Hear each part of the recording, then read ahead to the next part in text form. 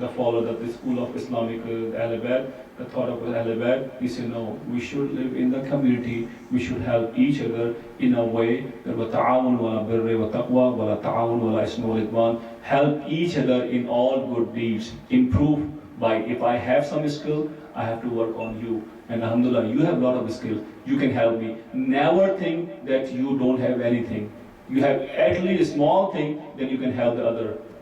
And by helping this, you will improve yourself, that you will feel after some time that alhamdulillah, you are eligible to do a lot. And then the thing, when see the Alim salam, when he was teaching, and again I'm giving the same example, when you start very small. But alhamdulillah, after some time you feel that alhamdulillah, you know everything. When you start at A, B, C, D, or you start 1, 2, 3, 4, and then like you say, okay, how you can? You say, I'm not. In my same field, when I started my accounting, I said, how I could? But then it became easy for me by the time. So same for you, when you're helping the community, you say, I'm available for the community without asking.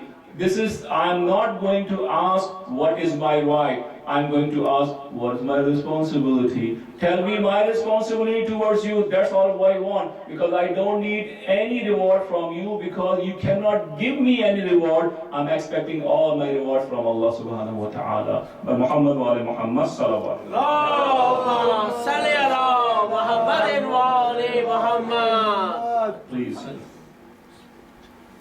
Question about this topic, about the right and responsibility, about the desire and the need, and question about the Allah, and question about how we should live, the question about the obeying the parents, question about yourself, how we should live, about the question about what you should listen, what you cannot, what you should hear, what you cannot, the question about what you can talk, what you can, and about the salat, about the performance, all the things. Any question? Please.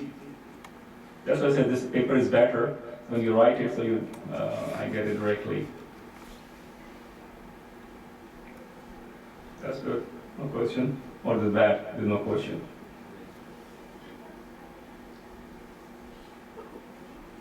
Can I ask? Please, please. You know, on the first of Majlis, you requested, and I think I second that request, that we should recite the rule. But I have seen that only one individual is reciting the rule. So after listening 9 majalis, Yeah. what we absorb from you, or we miss the message? No, probably about this reciting Durood, they feel shy actually. Otherwise, they don't think so. They should say loudly it. But again, the advice that this is a very easy to please Allah subhanahu wa ta'ala. And then see, this Durood is, I mentioned before, that when you say Durood, it's like you come back into the one thing, the world stuff, you come back into the sitting you are, and the best thing you get, that you please Allah subhanahu wa ta'ala. So again, when you say Durood, and whenever you hear the name of Amma alayhi salam, you should recite the Durood, especially Prophet Muhammad sallallahu alayhi wa Allahumma salli ala Muhammad. See, again, I will give one small, that we are attached with the community, and we are also in the whole world. I have the whole world inside me.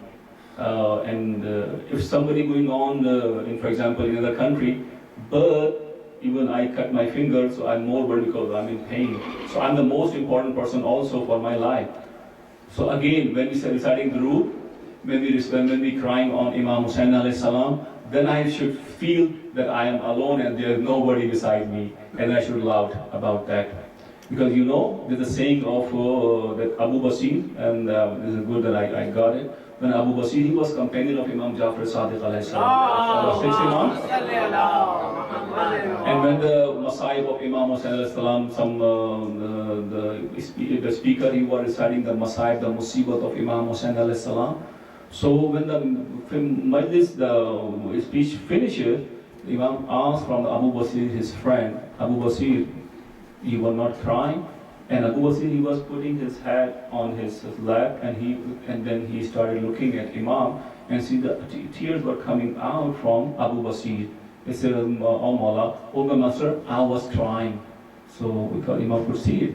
But then Imam replied, "Oh Abu Basir, you should cry on my father, my grandfather, like a mother who lost her son, like with loud sound. And Abu Basir was companion of Imam Hussain alayhi salam.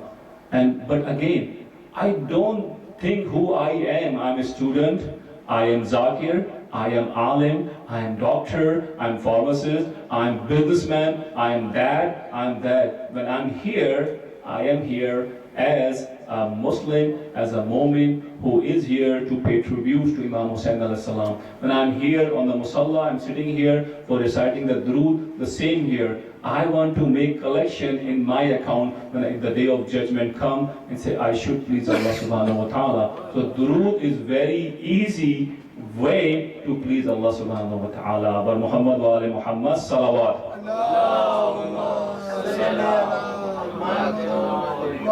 So again, you will see some good. I don't want because I have tasbih.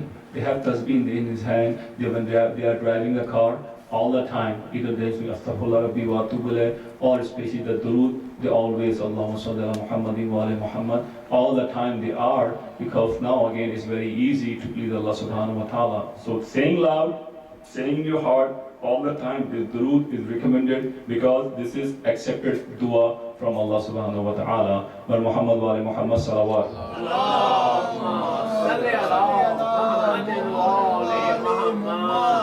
Any question now?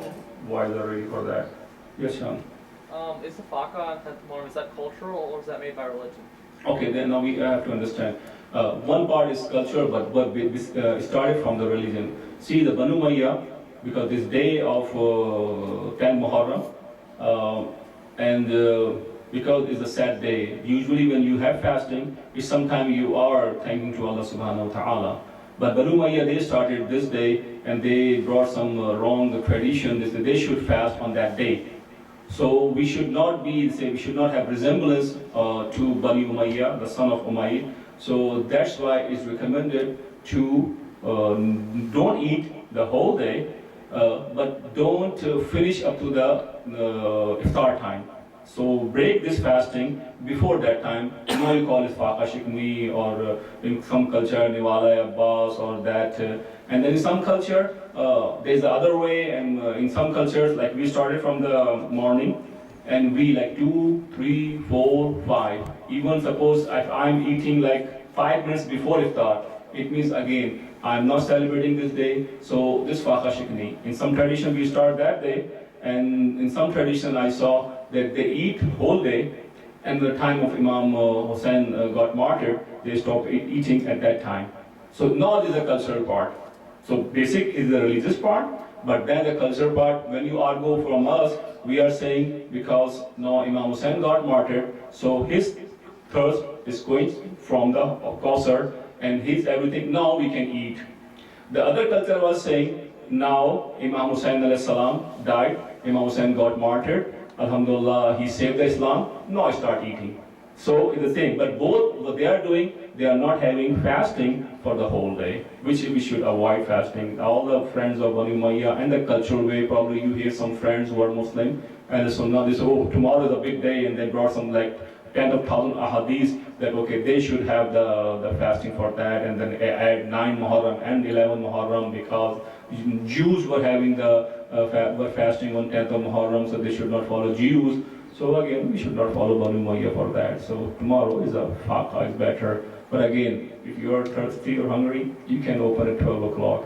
Again, because we are in sorrow of Imam Hussain alayhi salam, we are saying, okay, Imam Hussain, you were thirsty, and you were thirsty for 3 days, at least we can pay a tributes to you only for like 3, 4, 5, 6, 10 hours that we are with you. And alhamdulillah, we have everything here set, but at the time of Karbala, it was, you can understand that there was no water, there was nothing, and it was hot.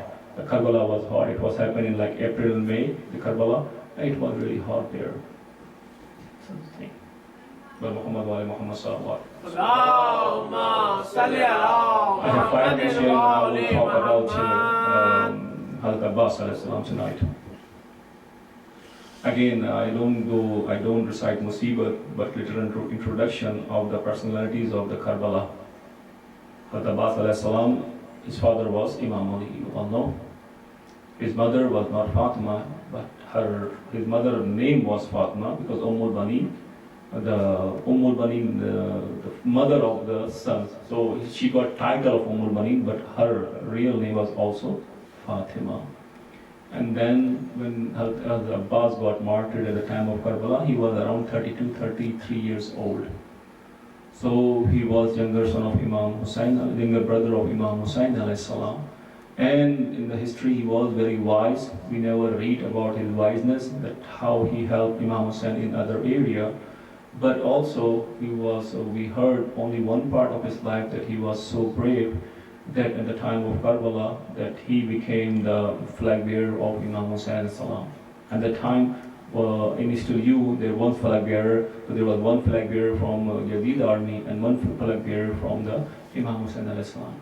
And then he got this from Imam Ali salam, that in all the battles except one or two, Prophet Muhammad always made Imam Ali the flag bearer of his army.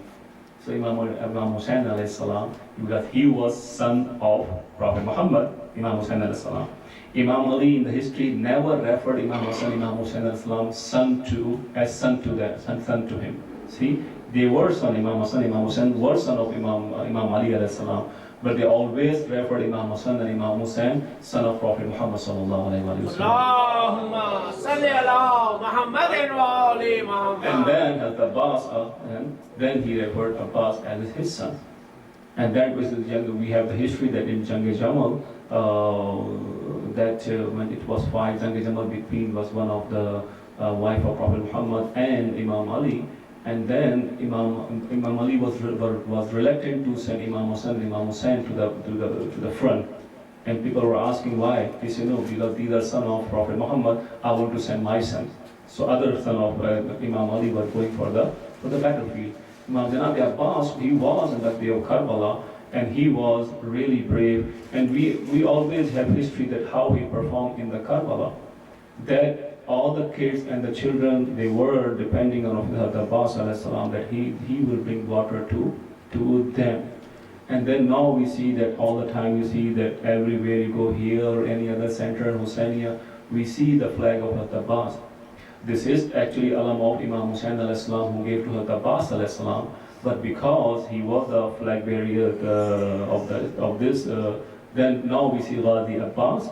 And even he got martyred, the word used the Ghazi and the Shaheed. Ghazi means in Islam that who fought for the Islam and he came back alive. And then for the martyr, we know that the Shaheed. So he got martyred, but because he did so good to the Islam, that after even 1400 years, that we remember him with the good name. And then, although he was not Masoom, but he was so pious. He was so pious that all the time, and then we name our kids Abbas and Abbas, because the reason is that because he performed really good job for the Islam. And Imam Hussain alayhi salam, that's the best thing. And not Imam Hussain alayhi salam, because really all the Aima after Hazrat Abbas, they always pay tribute to Hazrat Abbas alayhi salam and say Assalamu alaikum. Like they were thinking, although they were Masoom, but they always thought all the 6 Imam, 7 Imam, 8 Imam, they always thought that Hazrat Abbas really did the tremendous job toward the Islam. And then in the saving of Islam, he helped Imam Hussain alayhi salam really good, that even after 14 years, we remember him with the good name. But Muhammad wa ali Muhammad salawat. Allahumma salli ala Muhammadin wa ali Muhammad. But Muhammad